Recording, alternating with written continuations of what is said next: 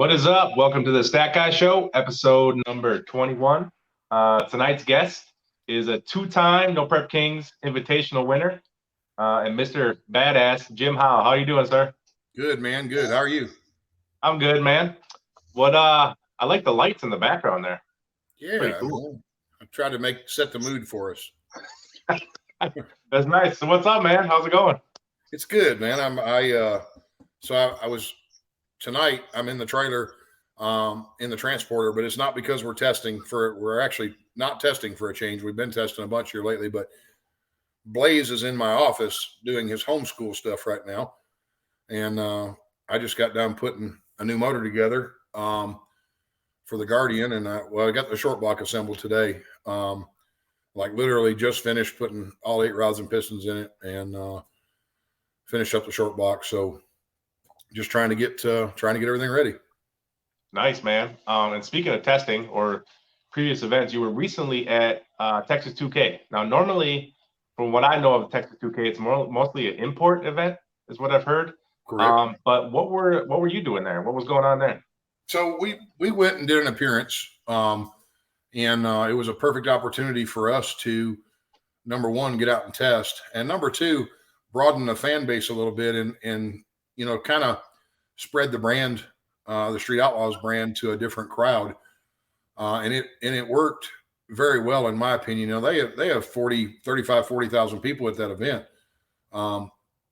Unfortunately, the weather was really bad early in the week, and then it never did get really warm. But there was a ton of fans, and a lot of people got a chance to come by and talk and learn a little bit about the show who had never watched it. Mm-hmm. We actually had several that we were able to get over on Discovery Plus and show them, how to watch the show. And there is a Puerto Rican crowd that follows that stuff that are huge. Like, our Puerto Rican audience is huge. Those people love us. And when I say us, I'm not talking about me in particular or John in particular. They love Street Outlaws, the brand. And so is a really good opportunity for us to go out and meet some of those people who we wouldn't normally get to meet, or who hadn't been to an NPK race. And so our hope is that we'd draw them in to some of those races, at Ennis, Texas, and some of the other ones that they haven't had a chance to go to. Yeah, no, that's cool, man. That's really cool.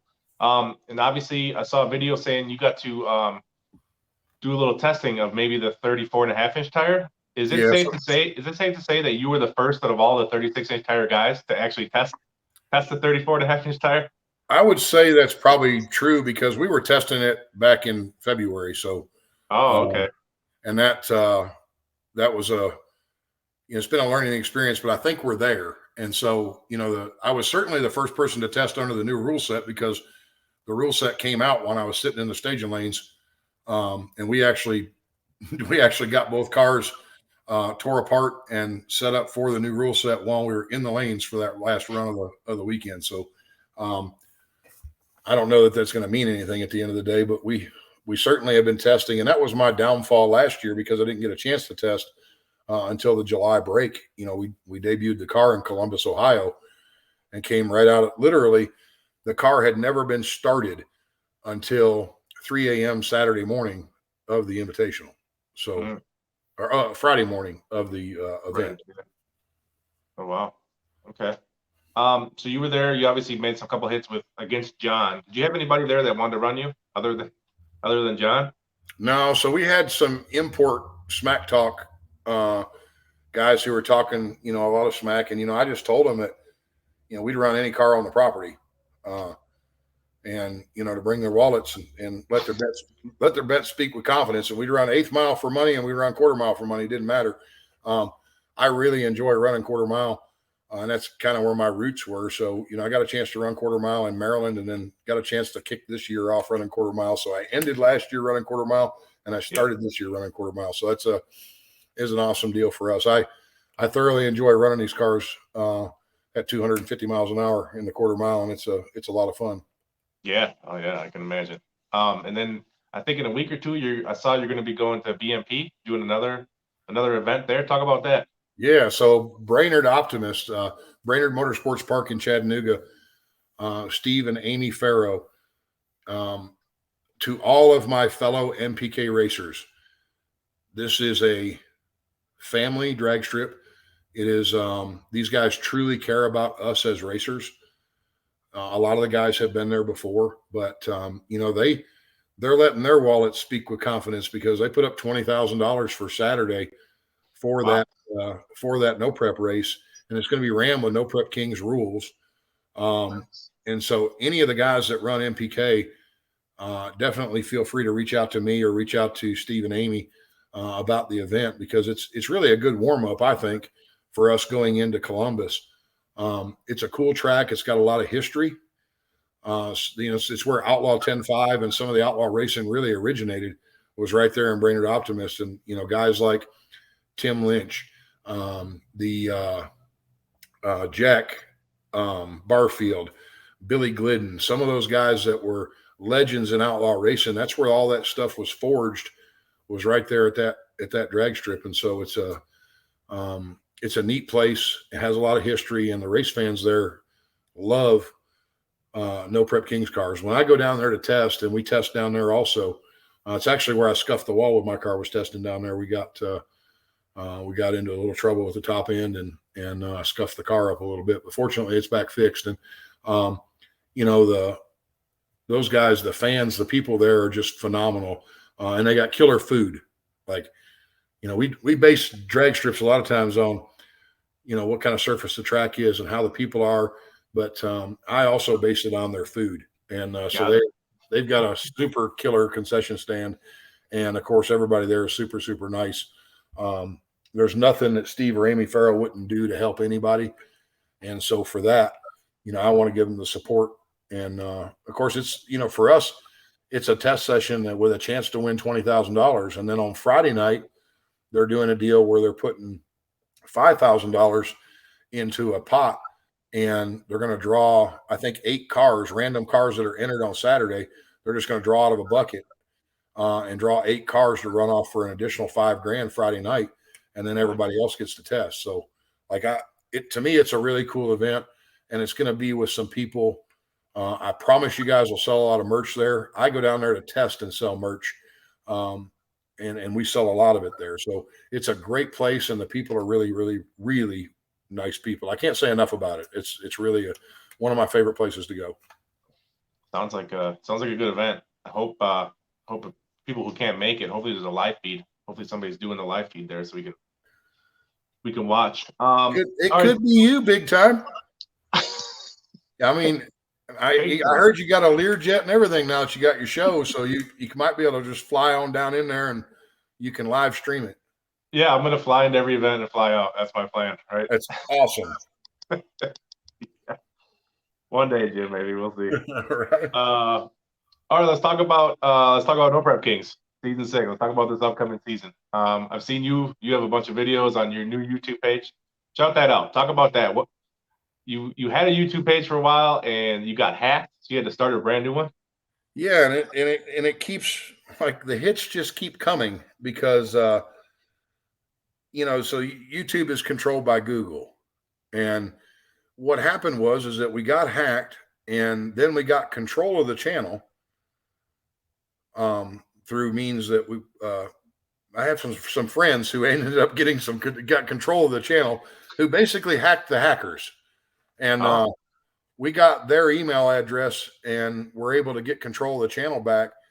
And the day that we got control of the channel back, YouTube canceled the channel. I was already working with the YouTube people, and they were aware of it, but it's like their wires got crossed. And so we're still working on all that. But then it actually got better, because one of my businesses was linked to the same email address that my YouTube page was with. And it ended up that Google listing for that business no longer exists. And it got wiped off the planet also.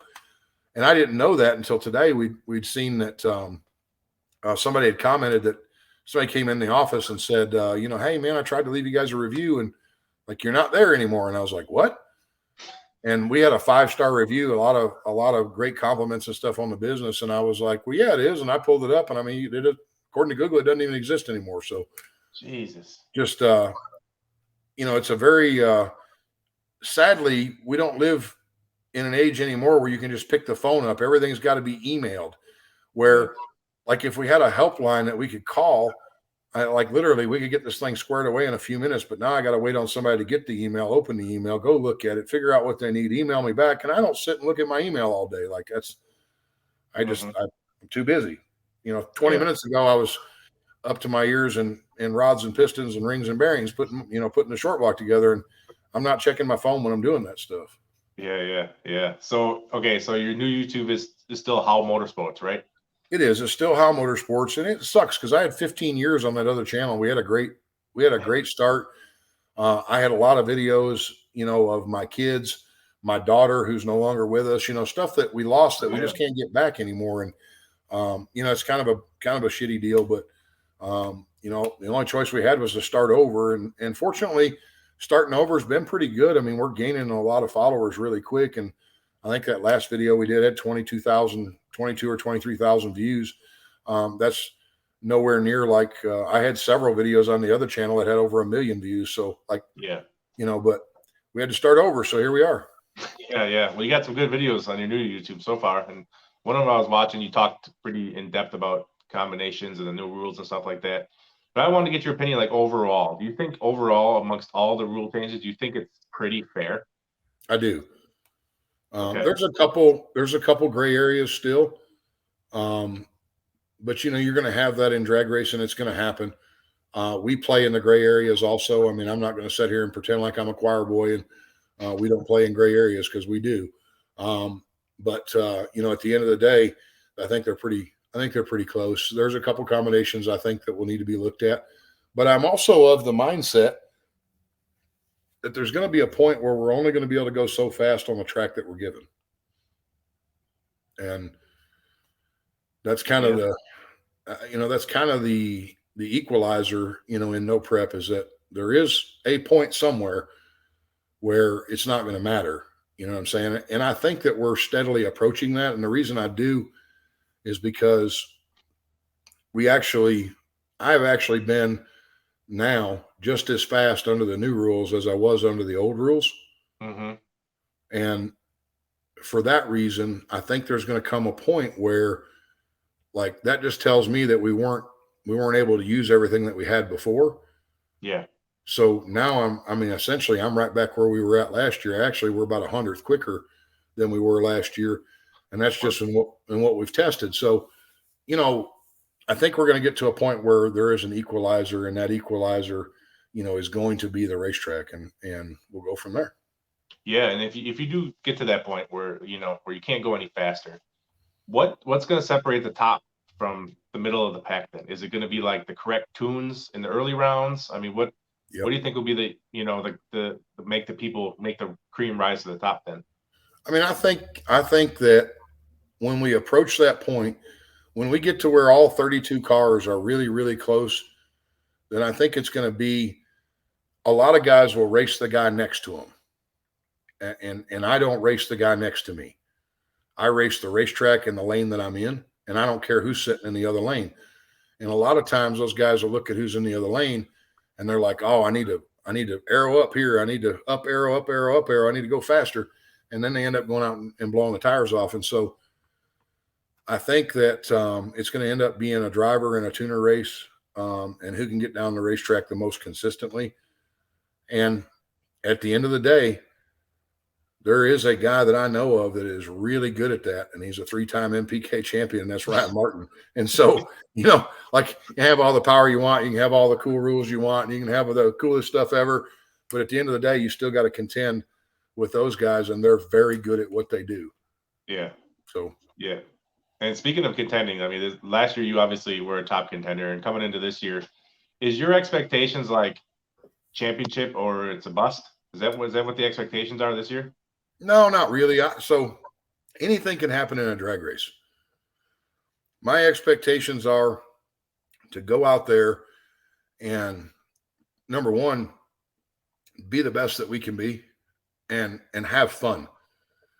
If we're not having fun, then I'll go back to doing something different. You know what I'm saying? When this becomes no fun, then I'll find something else to do. But To say I've got unfinished business, that's a fact. I definitely have some points to prove. And a lot of it's not proving it to somebody else. It's proving it to myself. Yeah. And that's kind of one of those deals. I'm very driven. I'm very competitive. And if I get beat, I don't mind getting beat. You're not ever going to see me throw my helmet or yell and scream and act like an idiot when I get beat. You might hear me yell and scream if somebody does me wrong, but you're not, because I get beat, you're not going to, like, if I get beat, I will go home and analyze every part of that deal. And I'm probably my biggest critic. And I've got a lot of critics, as you know, on the internet. But I'm probably a bigger critic than even my haters are. So, I'll go back and look at everything and examine it. And like I said, anything can happen in a drag race. The fastest car and the best car doesn't always win. Right. That's 100% true. A lot goes into it, including luck. Luck is one of the things that nobody really talks about too much, but that is in the equation for winning a race, winning a championship. Is you got to get a little lucky too. Yeah. So I want to ask you, Jim. And so I watched a video this past weekend, and I've seen some posts now about No Prep Kings changing up how it's going to be run next year. Now, I don't believe everything I see on the internet, obviously. So I didn't really react to it. I didn't post about it or anything because I wanted to let it simmer a little bit to see what's true and what's not. Do you have any comments about? I'm sure you know what I'm talking about. Do you have any comments about that? Okay, so yeah, I mean, I do. And let me just say this. We were asked, let me back up a minute. It is an unspoken rule amongst all of us that we're really not supposed to release stuff that we know about until Discovery does, unless we are specifically told to go and do that. Now, the reason for that is because not because we're their yes men or anything like that, but the reason for that, in the time that I've been doing this stuff with Street Outlaws, the brand, is that things are not always 100% worked out whenever we learn about them. And so I'm just going to go out on a limb and say this, and I mean this not bad towards anybody, but sometimes we have people who feel like they need to be the first to break the news because they want everybody to think that they know, like they're in the know. And there are some people who I've seen commenting and doing this stuff that, quite possibly this thing may not be like that. It could very well end up being something altogether different.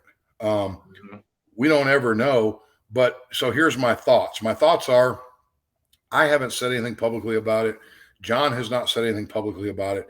And the reason John and I have not is because Discovery's not said anything like, this is a go. This is what we're going to do. Go ahead and rally the troops. And in that, I guess I feel a need for getting correct information more than I feel a need to be first to let something go. But let's just assume that that's right. Let's just assume that what's being said is correct and that this is how it's going to be. At the end of the day, I don't have a problem with it. I think it'll be a lot of fun. And I don't really have a bad opinion because I go out there, as I said, I'm very competitive. I go out there to win the event. I want to go and win on Saturday.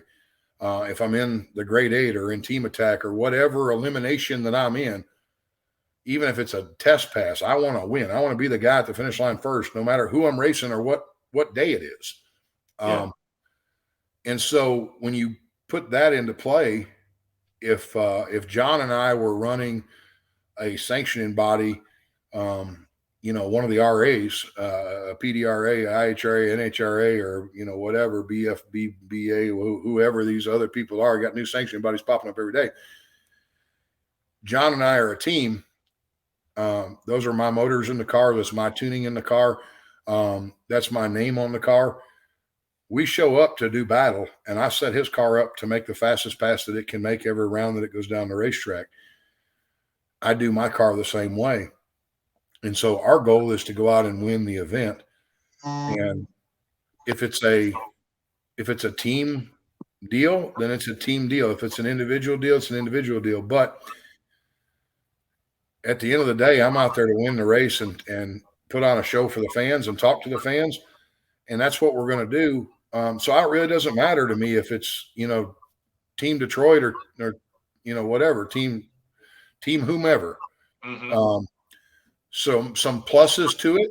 And this is a no-brainer here. Some pluses to it is if you take some guys who don't have a lot of presence yet in the show, who aren't as relevant as maybe they should be, if they get paired up on a team with Ryan Martin, it's going to do good for their brand. Yeah. And that's a good thing. And the same thing with me. If I ended up on Ryan's or Kai's team or anybody's team like that, it's going to be good for my brand in order, for us to work together and to do that. So that's got a good ring to it. And then on the other hand, I might end up on somebody's team that I really don't want to be on, and that might cause some drama. You know what I'm saying? So like it is what it is. But at the end of the day, I'm out there to win a race.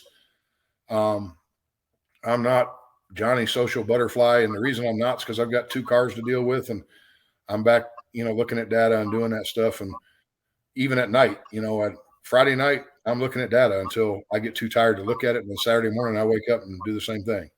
Right.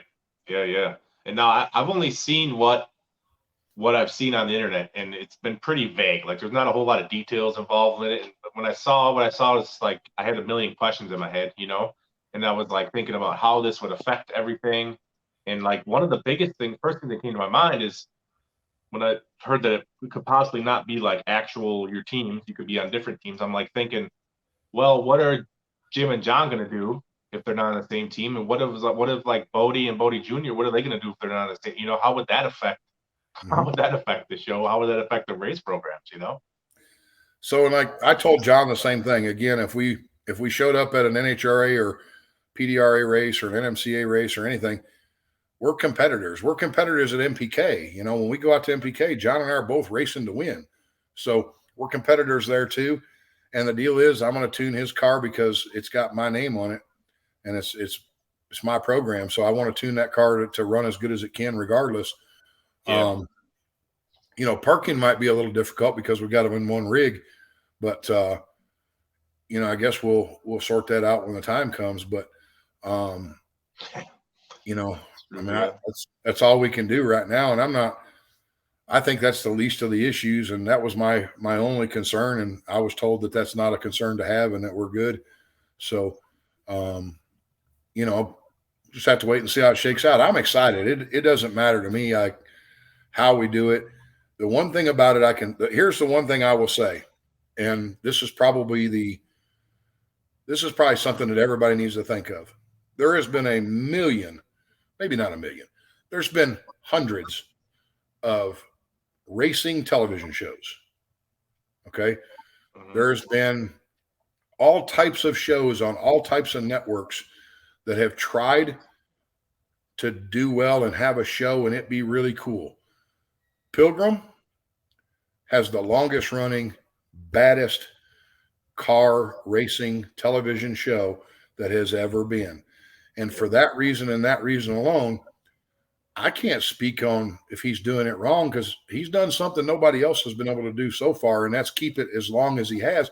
And yes, it's not been just him. Yes, this thing was forged on the back of the OGs, the back of the 405, the back of NOLA, all of those guys.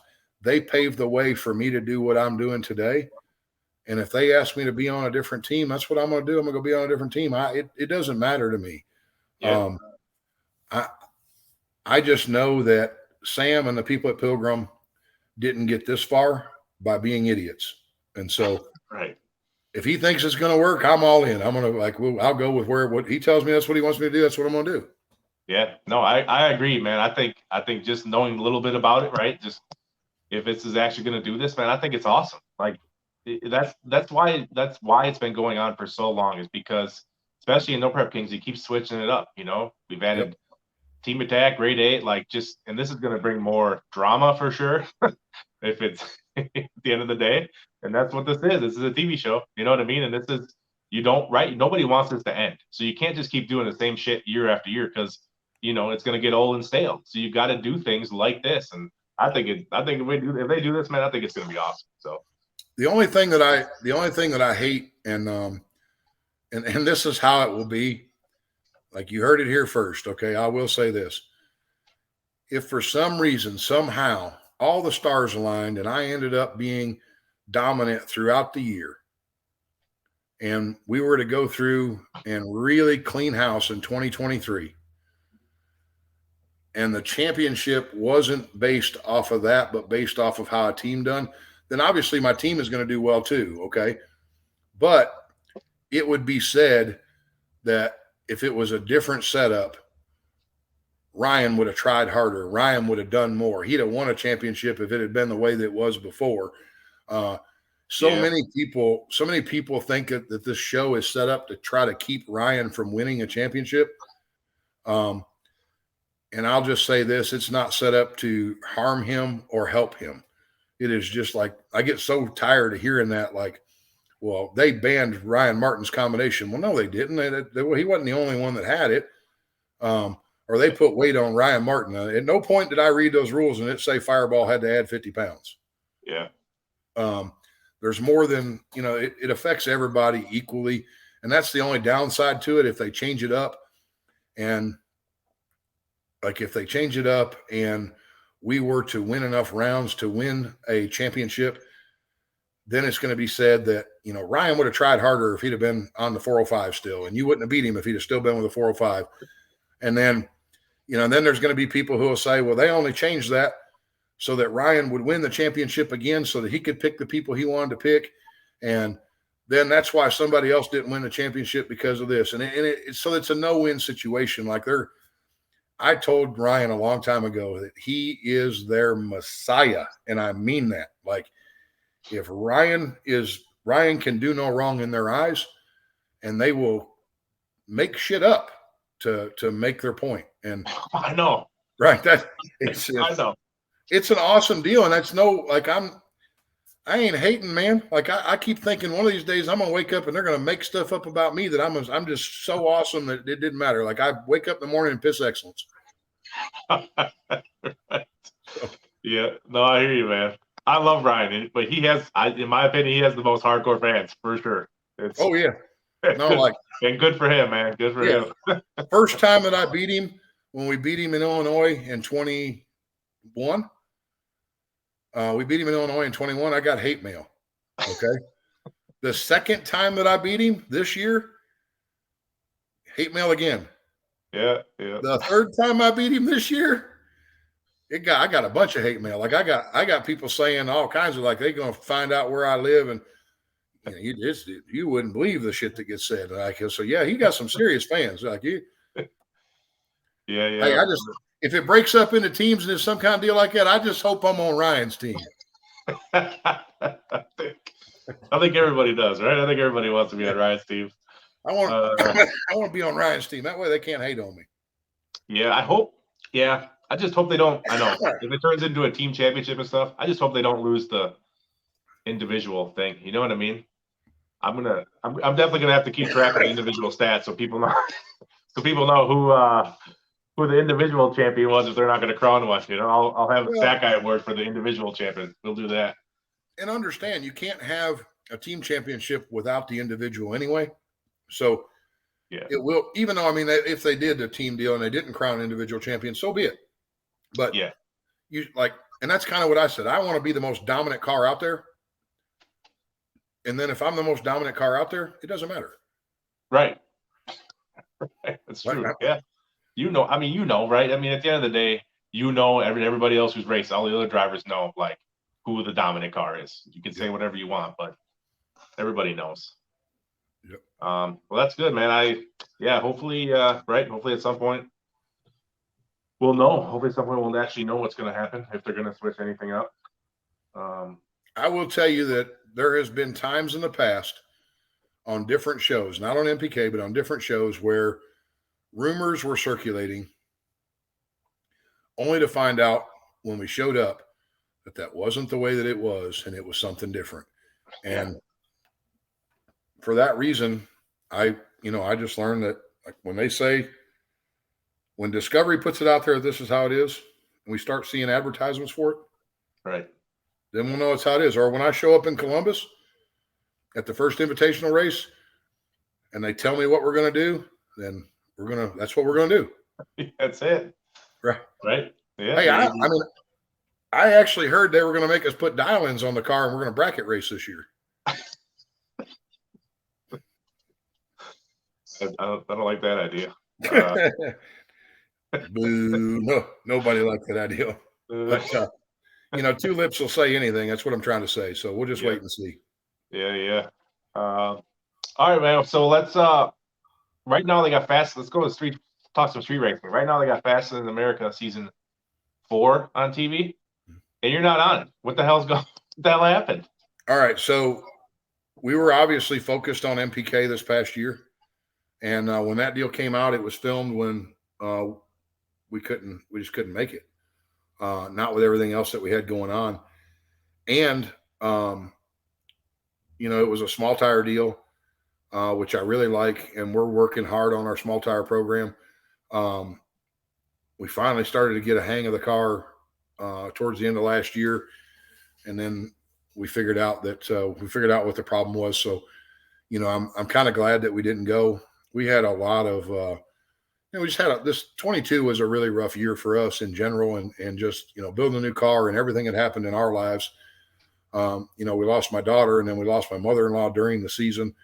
Like everything that was stacked against us just seemed like it fell on top of us. So it was a good thing for Amanda and I and the kids not to, just not to be on that show anyway.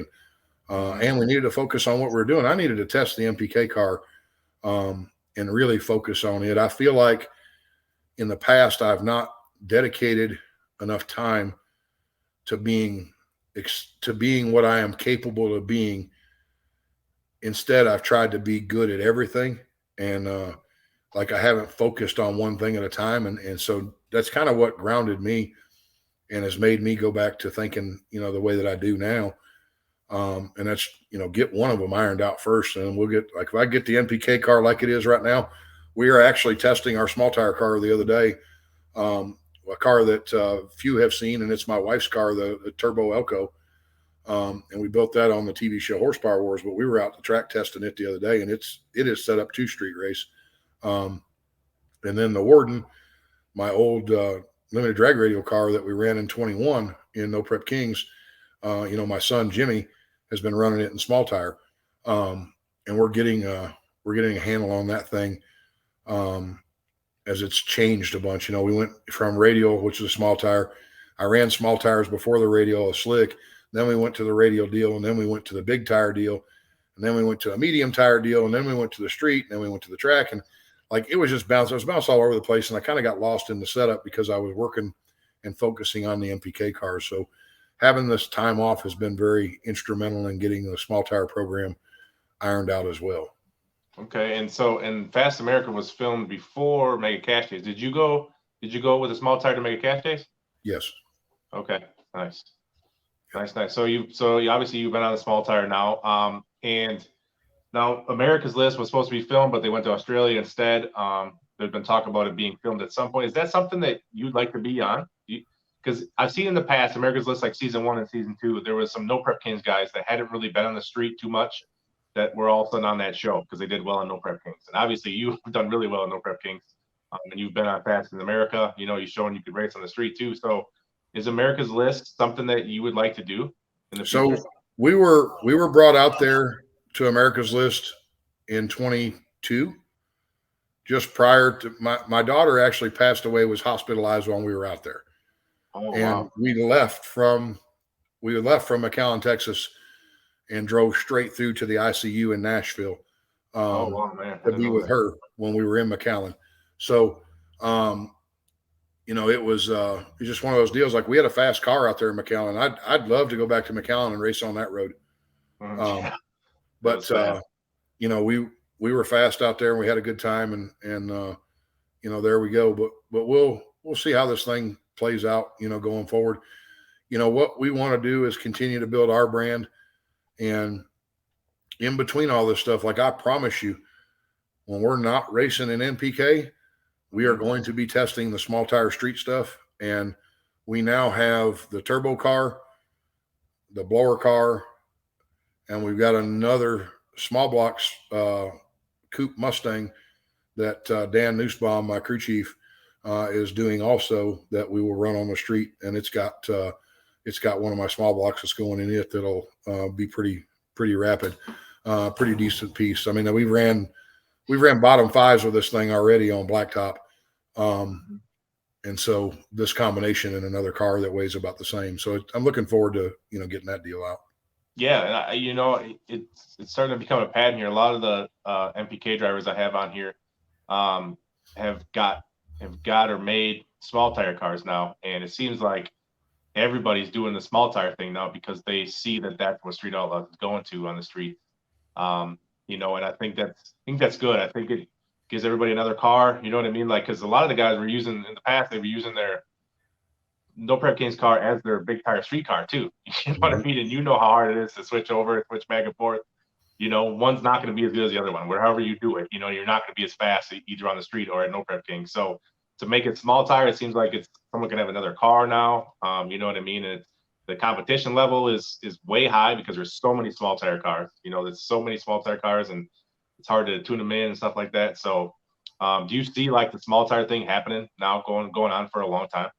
I mean, so I was a small tire guy to begin with, and small tire stuff has been, a big love of mine for a long time.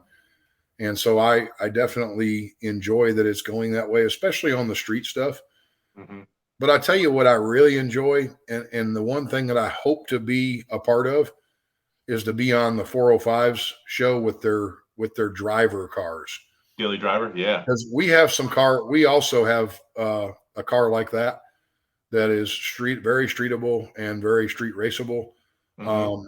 And that show right there, what they're doing on that show looks like a lot of fun. And of course, my friends that have raced, over there with them, and my guys that are friends in the 405, it seems like they really enjoy it also. And so that looks, getting back to having the fun. It's like I said in the beginning, if I ever get to where I'm not having fun, then I'll pull the plug and we'll go do something different. But having the fun and being out there doing that looks like a lot of fun. We've typically we seem to film these small tire television shows on like Amish roads, like horse and buggy roads, stuff that's not what where we've went and filmed these things at, except for McAllen, Texas, has been a road that at no time in my life would we have ever went out to say, hey, this is where we're going to street race at today. Like it would have been the opposite of that. So it's a big change for me to get used to running on, like we always look for a good road. I feel like they look for the worst road. So that's been a different deal. And I don't mean worse, like bumpy or dangerous, just not what I would consider to be something you can put some power down on. But I think that's also what they're looking for. They don't want it to be a racetrack where when we street race, we always looked for, concrete bridges and things that we could really go fast on. But, whatever, yeah. We'll get the hang of it. Yeah, there was a lot of talk when the 405 went to Chicago, and what they were running for the big on the streets for times and stuff. I've raced in Chi-Town on that road. So you got to remember, I'm from the Detroit area. Yeah. And I've got a lot of friends over in Chi-Town. And it's funny because me and Brandon Mork and a couple others, when we were out in California filming on the street, we were talking about the old Chi-Town forum days and some of the stuff that we used to get into on the internet and some of the street racing that went on, there in the greater Chicago area. And it wasn't anything. I lived in Tennessee at the time, but it was not uncommon for me to make my way up there and run on the street in Chicago. Nice. That's cool. Jim, I have a new portion of my show where I call it Did You Know, where I read off a couple of good statistics about yourself. And then I read off one that you're probably not going to be too happy about. So, but it's, I want to get your reactions on it, okay? I started off with the good stuff and then I hit you with the bad one. So this past season, season 5, we know you missed the first, I believe, 5 races, but when it came to win percentage, just in the Invitational, you had a 706 win percentage, and that was good for 3rd best out of everybody. So Kai and Ryan were the only ones that had a better win percentage than you in the Invitational. I thought I had the 2nd best. What happened, Stat Guy?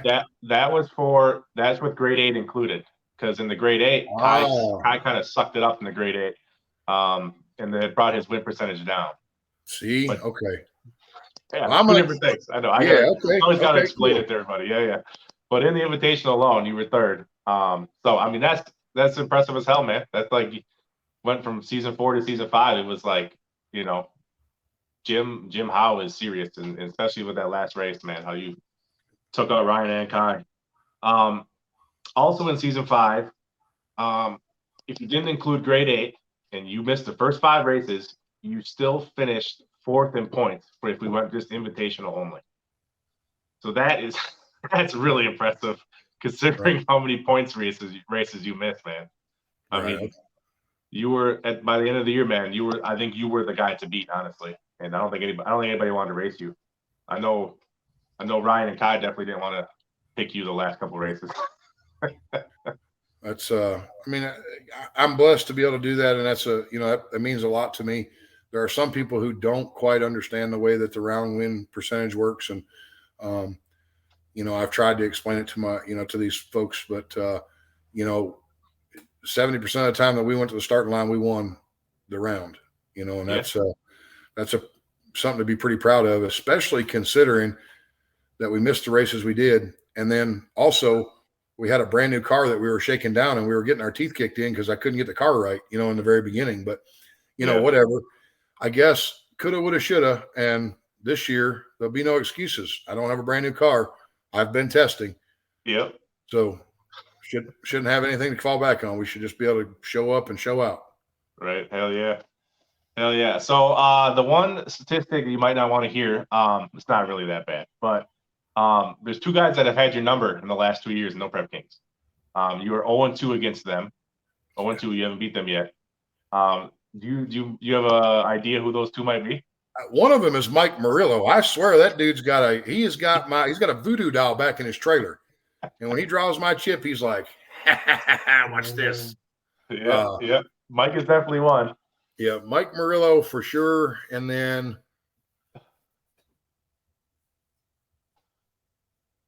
Daddy Dave. Yep. There you go. Yep. Those are 2 guys you're probably gonna want to pick this year to get some revenge on them, I would think. Yeah, that's what's good about that is that I like both of them a lot, and so that. But I am positive Mike Murillo had a voodoo doll that he was causing me harm with. But Daddy Dave, that I do remember that. I lost one because Boosted backed me off the starting line for a fuel line that was leaking and wouldn't let us fix it. And then I lost another one to him in Minnesota. It reminded me of that commercial, that insurance commercial where, you had him reeled in and think you got him, and then you didn't get him. And that was that. Like I was out on Dave and the car knocked the tires off. And next thing I knew, he was out in front of me. So, that's one of those deals. But I think a lot of both those guys. So if that's the worst news that I get today, it'll be that's okay. I don't mind losing either one of them. That's the worst I can find, Jim. So that's pretty good, I would say. Well, I mean, I'm pretty sure I hold another record. That's the one I thought you were going to bring up, and that was most number of motors blown up in 1 year, and that was in 2021. So, well, I don't keep track of that. I don't know if someone else might keep track of that kind of thing, but no, that's not on my list of stats. Yeah. But that's how I got to know Brad Anderson and those guys so well, because we had to call them every week. We were tearing stuff up left and right, but the car was 450 pounds overweight, and I was doing whatever I could to win. Yeah. And if that meant put the rods out of it, I would. And somebody had said to me about this deal here that, they wanted to make this a little more affordable, what we were doing now. And I said, it doesn't really matter, man, for the $40,000 or $50,000 to win. I go out there and I'll shove the rods out of it every run if that's what it takes to win. And we'll fix it and worry about how we're going to make it next week later. And that's just the mentality I have. I never said I was really intelligent. And I never said that this was a good business decision that I made to do this, but that is exactly how I handle things. And, you know, we'll put the rods out of it or lift the heads off of it in order to win a round. And sometimes that hurts. So, yeah, definitely. If you want, Jim, we're going to take a couple of questions from the fans, from people watching. So if you got any questions, put them in the chat box. And while we're waiting, Jim, I'm gonna shout out a couple of my partners. That's okay. Cool. For any and all No Prep Racing news, not just Street Outlaws, go to noprep.com or the No Prep Racing page on Facebook. This is the #1 source for all things No Prep, so be sure to check it out. Are you looking for a quick access firearm storage system that has a variety of access control levels based on your needs? Well, head on over to doorgunnerusa.com, a family-owned business who makes their products 100% right here in the USA. I also want to give a quick shout out to Tom Pierce. He is a fan of the Stat Guy Show. He's a fan of Jim Howe. He's a fan of All Street Outlaws. He runs a private Facebook group called Everything Street Outlaws, plus No Prep Kings and the 405. It's a great group. It has over 200,000 members on it. A lot of drivers post in there and make comments and stuff like that. So join that group. Tom Pierce, appreciate the support. Jim, while we're waiting yet, is there any partners that you would like to shout out? Absolutely. Callie's Crankshaft, Menser Motorsports. Menser does all my shocks. Haltech, the guys at Haltech, I can't say enough good about them. And then Craig and Nicole Liberty at Liberty Transmissions. You guys, we've got some stuff coming down the pike that we really worked on this transmission stuff a lot, because I knew that they were going to be hard on us. And, we've been doing a bunch of testing, and they'll bend over backwards to help me. Like when Craig and I first, so kind of a cool story. When I was younger, when I was little, my dad ran a Liberty box in his car in the Detroit area. He ran, back then it was a Chrysler 4-speed that Mr. Liberty, Craig's dad, had actually done. And so my dad ran those transmissions back in the day. Well, Craig and I actually played together at the drag strip back in the day. And so today Craig runs Liberty Transmissions, and Craig and I, not only is he a part of my program and, one of our sponsors, but he is a phenomenal guy and a phenomenal friend. Last year at Norwalk, had it not been for Craig Liberty, I would not have won Norwalk. We hurt a trans. We needed parts. It wasn't, what was it we did? We broke a shift fork and, we broke a lever. We broke something that never breaks. We broke a lever on top of the transmission. And, I was stuck. I didn't have those spares. Never knew that was an issue. They were closed, and Nicole was hunting, and Craig was out of town somewhere, and they got a staff member to meet Hudson Odom at their shop, and Hudson went in there and just went shopping. He got us all kinds of stuff, anything we might need, and put it all together and sent it down there so that we could make the race. And had it not been for them, I'd have been stuck. And so hopefully that we'll never have that issue again. It was a learning experience. You never break these things. They're like bulletproof. But I had something really dumb happen, and it kind of went in line. We had actually named our team last year Team Dumb Shit. Our own team, we named Team Dumb Shit because we always had some kind of dumb shit going on. And that was one of those deals. We showed up in Norwalk, and, here we go, Team Dumb Shit. We broke something nobody else can break, tear up a steel ball with a rubber hammer kind of thing. And, fortunately, Craig was there to take care of us. So David Monday Race Cars, if it wasn't for David Monday and Howard Moon and the guys back there, none of this would have been possible last year. So, there's everybody, my crew, more my crew than anything. Dan Nussbaum, Chris Nussbaum, my son, Jimmy Howe, Preston Colby Ridge, my wife Amanda, and then my biggest fan and my biggest hype man ever, my 6-year-old Blaze, who is the biggest trash talker at an NPK race.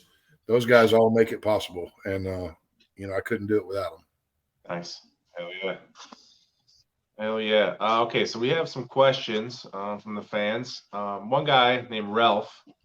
I'm just going to read his question. He basically wants to know, with the new track that they just announced on the schedule, I think it was West Salem, I believe. Have you ever raced at that track before? Where at? The new track they announced on the MPK schedule? I think it was Dragway 42? 42, Yeah. Yep. Yes, I've raced at 42. You like it? Yes. Okay. It's a gorgeous facility.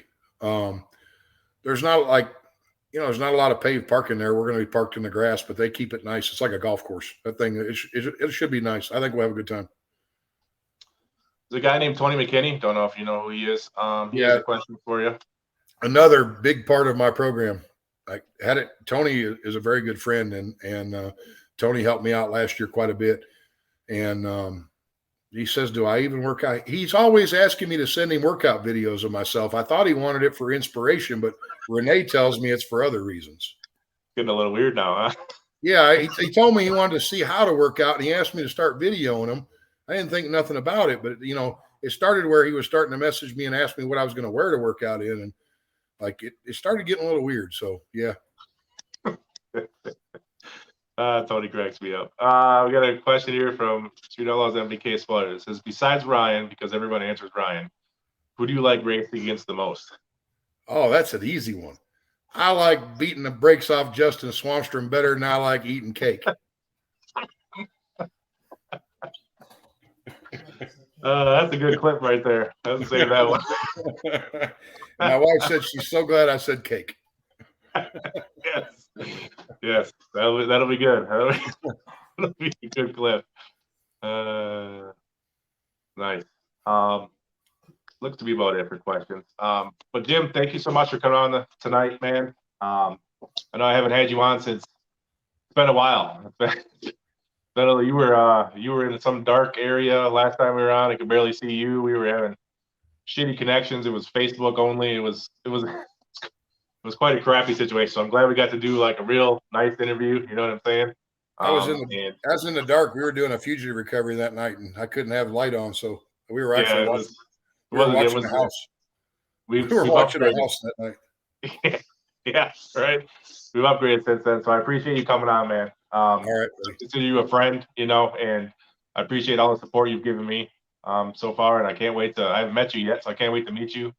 I'll be coming by in Ohio for sure, and I hope to spend some time with you there, man.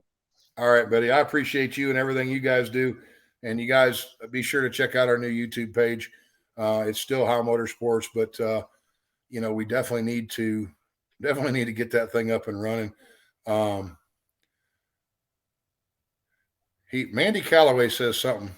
What, did I miss something that someone wants to ask? Mandy's got something going on.